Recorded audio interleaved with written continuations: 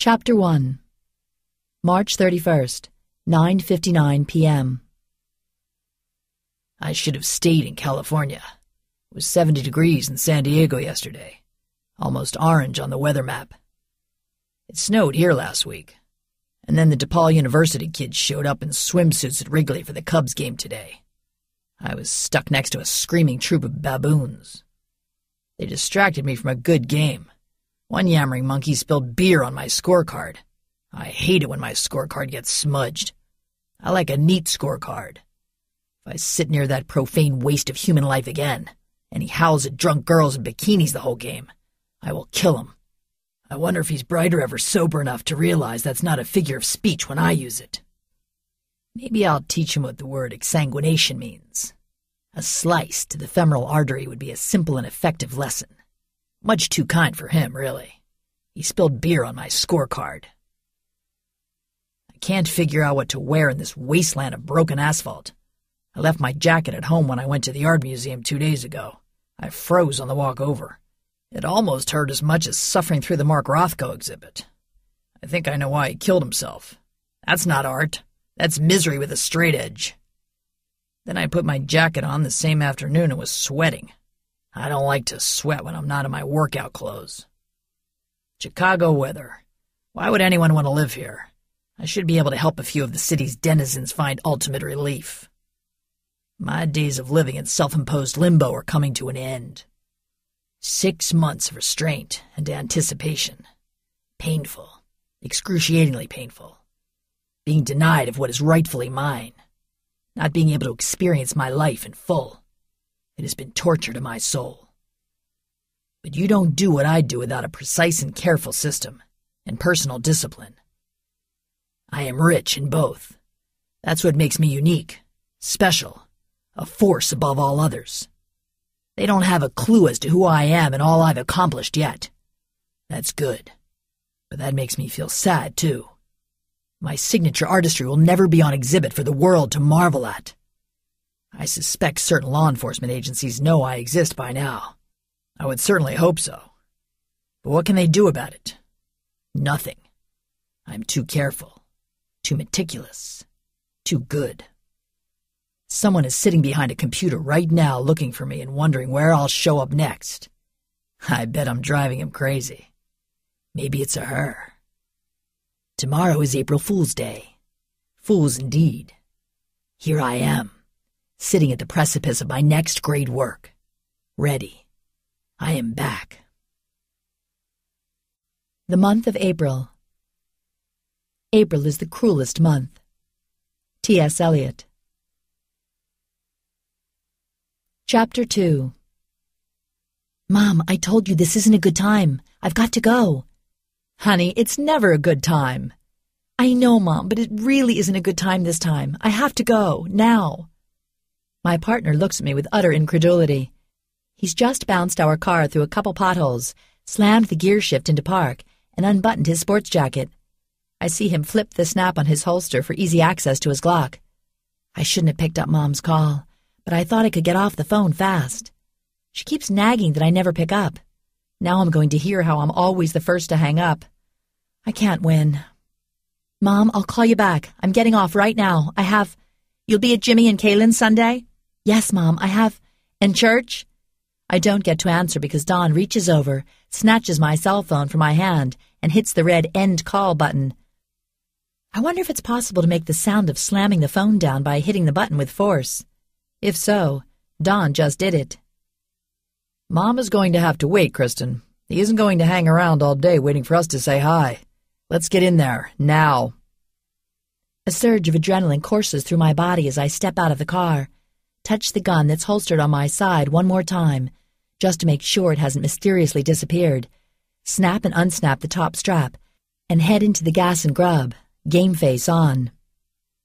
As we walk through the door, the two guys working the cash register nervously look up at us, probably wondering if they're about to get busted for selling cigarettes to minors again. We pulled into the parking lot in our unmarked, mud-brown Crown Victoria. Not the world's greatest disguise when you want to approach a suspect under the radar. The extra antennae on the trunk lid don't help either. Might as well put a Chicago Police Department billboard on the roof in neon letters. My partner, Don Squires, gives a nod as he heads down one aisle and I take the one next to it. I quickly round the corner to cut off our suspect's line of escape. Don is 4 or 5 feet away from him on one side, and I position myself an equal distance away. "Don't move. Leave your hands where we can see them," Don says, with the throat-rumbling snarl he saves for special occasions like this. Lloyd, a friend and a 300-pound EMT from one of the ambulance services, recognized the punk's description from an APA bulletin and put the call straight to my cell phone. I know what Lloyd was doing there and need to kick his butt for eating those quarter-pound hot dogs they serve. I called dispatch for backup while Don hung a U-turn in heavy traffic and stomped on the accelerator. The punk, late teens or early 20s, is a retro 80s piece of work. He's wearing a black T-shirt with a skull and the name of a group that I don't recognize and jagged blood-red letters dripping off a computer screen. Twisted tweeters. Clever. Almost. He's got a thick, heavy chain hanging from the front pocket of his black jeans, connected to what I assume is a wallet that he doesn't like to use, based on his current crime spree. All he needs is those black boots with the metal and leather straps to finish his ensemble. But surprisingly, he has on a pair of comfort shoes that look like what we used to rent at the bowling alley. All black, of course, but you can see the stitching. Footwear isn't going to slow him down if he makes a run for it. But it's not going to be an issue. He has nowhere to go. Neither Don nor I have pulled guns because the convenience store is packed. Doesn't mean our hands aren't touching the brushed metal grips, however. There must be 20 gas pumps out front on a busy street. And people from the blue-collar, working-class urban neighborhood are using the back door, too. So we've got people coming and going from every direction. No sense starting a panic. We have a CPD mandate that prohibits us from taking risks that are likely to result in collateral damage, even if it means allowing a suspect to escape.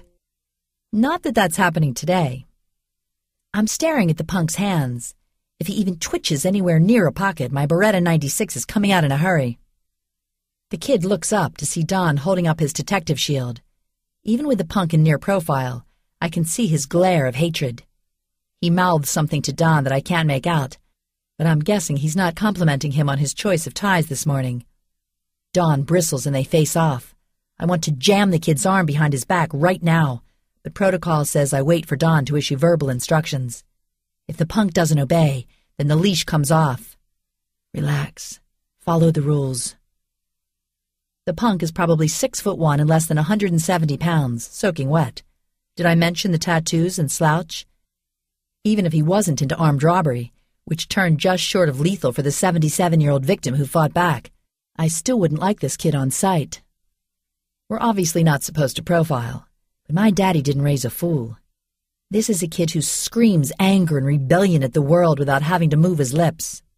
My money is on Don if this takedown gets physical.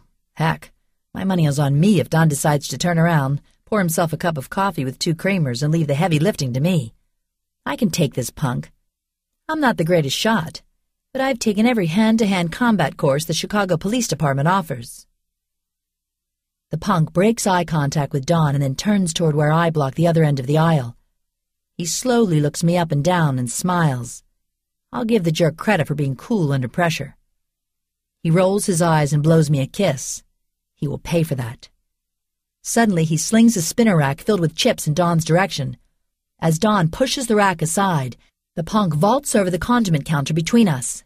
Nacho cheese sauce and pickle relish fly everywhere. He knocks 2 people down by the dairy cooler and crashes through the back door in a frantic sprint. I wonder if I can hit a moving target with a Beretta while running. Just a flesh wound. I'm half hoping he wants to play rough, because I'm more than ready. He nearly beat a senior citizen to death, and he just made us look foolish with his escape. Temporary escape. This won't be the first time I ask God to forgive me for wanting to smash someone bad's face in today, or tomorrow, but I badly want to be the one who cuffs him, tightly. Don and I bump shoulders in the doorway to the back lot, but don't lose a step. Don's wearing his shiny black leather wingtip shoes, which are not good for speed. I have no sympathy. I've told Don 40 times to get some Rockports or Ecos with a soft, flexible, comfortable sole. He just looks at me in abject horror. Focus, Kristen. The kid is surprisingly fast, real fast. I wish some nice high school track coach could have gotten a hold of him before he got into all this trouble. He clears the lot behind the Gas and Grub and turns right on a residential street of classic Chicago row houses. Don is sprinter fast. He was a running back in college, he likes to remind us. But if the kid makes us run more than half a mile, he'll be sucking air and puking. I was a college soccer player and ran distance back in high school. I may still complete a marathon someday. Depends on if my surgically repaired knee will hold up. I already hear Don's labored breathing as we near the street. I've barely broken a sweat. I make a hard right on the sidewalk 2 or 3 steps ahead of Don. A kid on a bike swerves to miss me and plows into my partner. I slow to see the two of them sprawled out on the sidewalk. I look the other way and can see the punks at least 50 yards ahead. Not a good thing, so it's time to turn it up a notch. My macho man partner won't like it, but this is no time to make sure his male ego gets proper care and feeding. Don's on his feet and helping the kid up as I give chase on my own. He shouts, "Fall back and regroup! Too dangerous! Kristen! Hey, KC, hold up!" "You fall back," I yell over my shoulder, which isn't very mature. I hate when people call me KC. I don't think I have a major anger issue, even if I do have a temper, despite what my mom says. But lately, I admit, I get mad at people pretty easily. Too easily. Dad said I'd grow out of it, but I wonder if it's an occupational hazard. Focus, Kristen. Pick up the pace. Fast hands. I let my track training take over, speeding up my hand movements but keeping my arms low. My feet follow my hands' lead, and I am closing the gap on the punk. I can't believe he's run this hard, this far. But that adrenaline is going to burn out soon. I'm not going full speed, but I've lengthened my stride and I'm on pace to run a sub-6-minute mile. My energy tank is not close to empty. The punk turns into an alley, and I'm less than half a basketball court away. Top of the circle and taking it to the hoop, baby. I barely slow down as I round the corner, and now he's in my sights. He rolls 2 metal trash cans in my path. Amateur. Did I mention that I did hurdles for my high school track team too? The effort has slowed him down, but not me.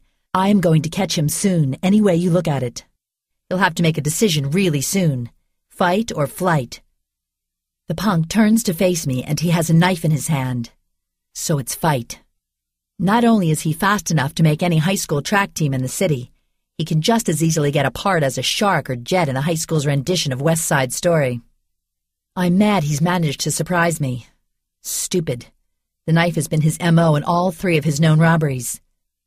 I put on the brakes fast before I run right into his range of attack and reach toward the small of my back for my Beretta. But the punk is already rushing at me. He's red in the face and sucking air, but he lunges quickly to close the gap before I can deholster my weapon. On cop shows and in the movies, all you have to do to deflect slashing metal is employ some serious martial arts moves. Even if you were trained to fight by Jackie Chan, it doesn't work that way. When 2 people fight and one has a razor-honed blade, the person without the weapon is going to lose some blood. His first slash catches the sleeve of my suit coat and pops the button off as I dance away. No problem. Mom will sew it back on. And it was a half off of a half-off sale at Macy's anyway. I feel just a trickle of blood soaking my sleeve. Okay, he got more than a button. So much for Mom rescuing it with her singer. I barely felt it, so I don't think he got deep. Hopefully not enough to scar. I don't want another scar. I have enough from ACL surgeries. I am on my toes and jump back and dance to the left. He circles and gives a head fake in my direction like he's going to charge. I jump again, and he smiles. He's way too cool about this. He's done it before. His next move is a step left and then right. I lean the wrong way and he slashes at my face with a wide sweep of the knife. My head jerks back and he misses, but I swear I felt the air on my cheek. His feints and parries make reaching for my gun next to impossible. For the first time, I wonder if I should have waited for Don. Simply evading the knife isn't working. If the punk can go on the offensive, so can I. I stutter to my left and he mirrors it. I quickly spin right this time and let loose a roundhouse kick that I bet is beautiful to behold. Not as fine as a Jackie Chan move, but well executed. But the punk ducks under my kick and I miss his head. I catch some shoulder and he stumbles. I pounce with a combination jab to his ribs and jaw. I thought I had him nailed, but this dude knows how to slip a punch. He staggers back, instantly recovers, and kicks at me. I rotate sideways so his shoe scuffs my hip with no damage. He takes a step back but lunges straight at me, steel in hand leading the way. His punk is fast and sneaky. I move to block his knife thrust. He anticipates that perfectly and throws a tight left hook that clips the edge of my chin. Way too close. I try to hook his foot and trip him. He jumps and spins, slashing at me again. I catch his wrist and use his momentum to half-turn him. I finally connect with all my weight behind a punch to his kidneys. It doesn't put him down, but from the sound he makes, I know I hurt him. Suddenly, he throws an elbow that catches me square in the side of the head. My ears ring, but I hold on to his arm and jam a knuckle into his upper back, digging for the suprascapular nerve, which should put him on the ground and slow his arm movement. He's a fighter. He almost catches me with a backhead snap, and when I flinch, he is free again. But not without me getting a nice kick to his right quad just above the knee. A little lower and he'd be down for the count. A foot and a half higher and he'd sing soprano in the choir. We face each other. Both of us are in fighting position and looking for an opening to attack. He is limping, but I've learned not to trust appearances with him. He's sly and resourceful. I dart in and get a combination to his torso but miss the solar plexus. I am back out as his knife slashes through air. Slower than before. I've got him.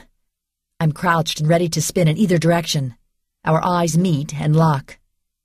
His eyes dilate. He drops the knife and raises his arms. Don walks past me calmly, his gun aimed at the center of the punk's chest. Keep your hands where I can see them. Kick the knife to the side and get down on your knees. There's a nanosecond of hesitation and Don shouts, "Now!" "Make it easy for us and I'll make it easy for you," I add as I push him flat on his face, maybe with a little extra nudge, and cuff his hands behind him. I see blood splatters on the shiny metal. Don keeps the gun trained on the punk as he hits a speed button on his cell phone to tell the uniforms where we are. "We got him," he says to me as he snaps his flip phone shut. "We?"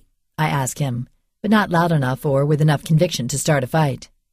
Then he says, "You need to listen to your partner and stand down next time." "One of us needs to catch bad guys," I storm back.